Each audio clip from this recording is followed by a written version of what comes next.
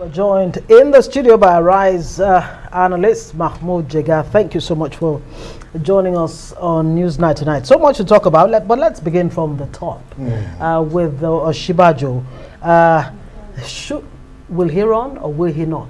Or should it be a question of should he run or should he not? And then again, is it being a reluctant hero? Is that what's playing out? Or is just biding his time? Honestly, in the last few weeks, we have seen campaigns by various groups in the media holding press conferences. Some of them very expensive because they bought front page adverts in the newspapers which cost millions, saying "Run, Osibanjo, run," and that costs probably 20 million or so. And you don't do that for frivolous reasons. And I suspect that those groups have at least his tacit approval, because they wouldn't have gone on for so many weeks if he had told them to stop. I'm not saying he's financing them, but it doesn't look like he told them to stop. So he must be watching certain things. It is very tricky for him, especially having to run against the person believed to be his political godfather, Asiwaju Tinubu. And probably most importantly, he is waiting to get the note from President Buhari. Which we hear that he has actually approached the president to say, I have plans to run. But of course that has been denied. They have denied it. Yeah. So we don't know what is the truth. The newspaper said according to a credible source, but his spokesman said it is not true. Well, we don't know what is it that is not true. That he has spoken to President Buhari, which part of the story. Well, I spoke to Laole Akande today. I put a call through and he said, do not believe them. They are false and speculative until they come from the office of the vice president. So do you think that it's a matter of when and not if he would run? I also want to ask you, because you brought up a particular individual seen as one-time boss of the vice president, the national leader of the party, talking about Bola Ahmed Tinubu. Do you think his lifelong presidential ambition is now precluding that of Vice President Professor Oshibajo? Well, I think, as you said, it is whether Vice President Osibanjo will run is most probably a matter of when, not if. Because, I mean, there is no doubt that behind the scenes, there have been a lot of consultations with party chieftains where he has indicated interest to run behind the scenes. But publicly, he has not said anything apart from these groups that have been storming for him.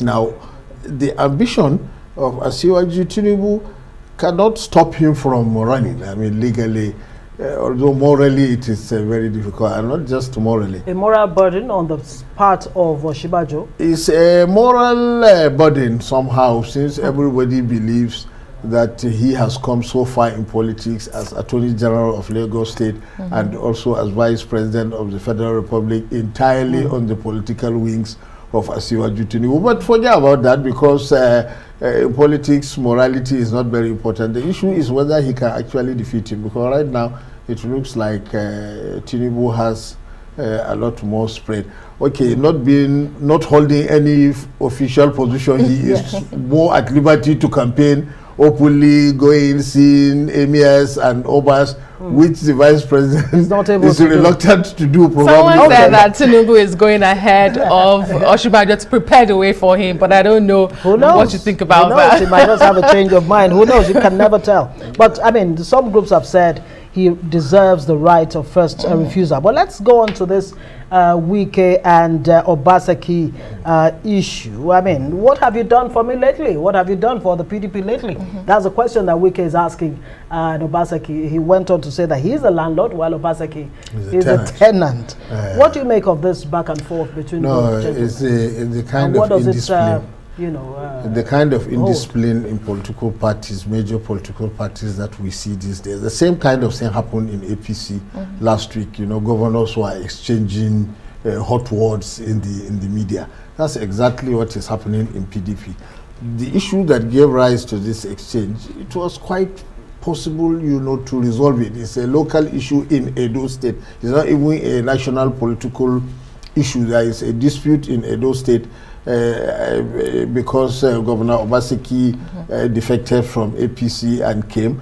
And the original PDP people are saying that he took all the political offices and gave to fellow defectors, whereas he is saying that the so-called original PDP people are holding on to all the party posts and are refusing to integrate the defectors. And the party chairman, Professor Ayu, was there in Edo State, and it should have been possible to resolve this. But the deputy governor of Edo State made some remarks publicly, which were unfortunate because he said they will leave the party virtually. Now, if he did that, Governor Wike also does not have to respond in the same language. He can call Obaseki, he can call the party chairman and say, look, what the deputy governor said is not right. Why should he be threatening the party? Call him to order. You can do that privately. But before you know it, this is more than 2 wrongs. This is nearly 10 wrongs together, and they all don't up to what does this say about the internal democracy of the PDP? Because the APC has been in the limelight, like you said, for a long while now. What does this say about the PDP? Are we seeing major cracks? Because Governor Obaseki is accusing Governor Wike of coercing people because of his presidential ambition. On the other hand, Governor Wike says, you know, you are ungrateful, you have DNA blood on betrayal, DNA blood. Serial betrayal is what you are. So what does this all say ahead of 2023 for the party? If they continue like that, then obviously the party will implode. You know, although, to be frank, I was more surprised by the indiscipline in APC because APC at least has a president, and you know, if you have a leader like that, ideally you would be able, you know, to corral everybody and paper over cracks. PDP, because it does not have a president now, you remember soon after the 2015 election, the problem they had when Ali Modu Sharif was chairman, they wanted to remove him, he refused, court cases, left, right, all because there was no president. Because if it were probably during the Jonathan era, he might call everybody and say, do this. So that kind of indiscipline will happen. But it is now up to the new party chairman, Dr. Ayu, to try to paper over these cracks, although some people are very difficult to control, in particular Governor Wike. Has Wike become too powerful for the PDP? Is that what's playing out? Because Shuaib actually accused him of bullying, you know, members of the party. Well, you know, he played a prominent role in the campaign when Governor Obaseki was defecting from APC to PDP. The PDP people in Edo State didn't want him because they had their own gubernatorial candidates, many strong ones, and it was very close to the election. And really, it was Governor Wike, if we remember from the reports, who went to Benin, forced all of them to accommodate Governor Obaseki and give him the ticket on a consensus basis. So there is no doubt, there is some truth to what he is saying. He played a prominent role in giving him the ticket. But things have now just gone haywire. Okay, now let's turn our attention to the APC. As you heard our correspondent there in the Amugo report, although they have their zoning formula set out for them, it doesn't look like everybody is falling in line. How much of a problem is this for them? It's an old problem. If we remember right, in 1999, at the beginning of this republic, when PDP zoned its presidential ticket to the south, Chief Obasanjo and the late Dr. Alex Okweme were the main candidates. There are many others from the south. But 1 or 2 northern candidates, in particular the late Alhaji Abubakar Rimi, insisted on contesting, and he bought the form.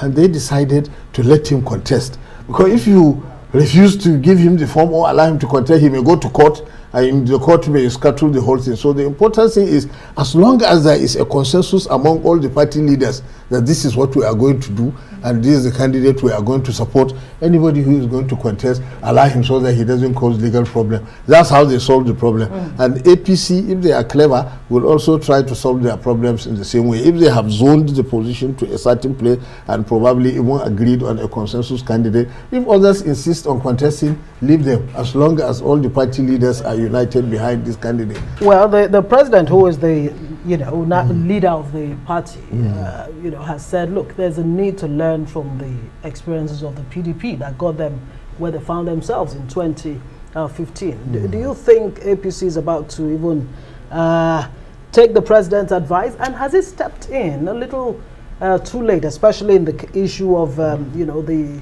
Boni Bello leadership tussle? That was a terrible mess. But I think the problem is that a lot of the APC chieftains today or former PDP chieftains. So probably the majority of the APC governors today were once PDP chieftains. So it is very difficult for APC not to import some of the bad habits and the president said that led to PDP's loss of power in 2015. It's like no lessons have been learned. Well, that may seem a bit unfair. Like it's the PDP genes that's running through the APC. Well, not because it is PDP, it's because it is the same Nigerian politicians. Same old, same old. Extremely old habits dying hard. Similar attitude, it is true. So where is zoning really going to take the APC? I mean, in the event they're not able to, you know, solve this as quickly as possible. Well, I agree with you because the election, the convention to elect party officials is a trial run for the upcoming convention to elect presidential and other candidates, and that one is more serious. And you see, zoning can only be enforced morally and politically. That's the only way. You can't enforce it legally, as some candidates are saying. Otherwise, you will run into all kinds of problems. But if the party leaders are strong enough, they are wise enough, they make adequate consultations, they have persuasive powers, then they can whip everybody into line. It was done before. At the beginning of zoning in 1978, when MPN zoned the presidential ticket to the north, 6 northerners contested, no southerner contested. It zoned party chairmanship to the southwest. Nobody from outside the region contested. At that time, the parties were strong and cohesive, unlike what we are seeing today. And for those who say Nigeria has come of age, let's do away with the zoning and go with meritocracy, open it up for everyone. Is that wishful thinking? Have we really come of age when we have the ruling party again drawing up a zoning formula? It is an aspiration. We hope one day we will get there. But right now, I don't think we have, because you know the zoning problem is not just at the national level, it is there in the states, it is even there in the local governments and all the legislative districts. We haven't gotten there yet, unfortunately. Okay, very quickly, in 30 seconds, if we can, before we wrap this, going back to the issue of groups calling on Osinbajo to run. This growing trend where you have surrogates and supporters actually calling, you know, for candidates to run. Is it a good development? Is it good for our democracy? We are not the ones who started it. It happens in the US. If a candidate is reluctant, they have what they call the draft. People start running around trying to draft him into the race. And it's like a trial run. If he sees from opinion polls and the response that the response is good, then he may jump in. It happened many times to Senator Edward Kennedy. Draft him, that's what they say. So maybe that's what we are doing. It's not very bad. It's not very bad. What will happen if Osinbajo runs against Tinubu? Well, he might either win or lose. Okay, great. It's literally taking the hat and helping him throw in the ring before he says anything. Thank you so much, Mahmud Jega, Arise Analyst, for this conversation. It's been interesting. Thank you so much. Thank you very much.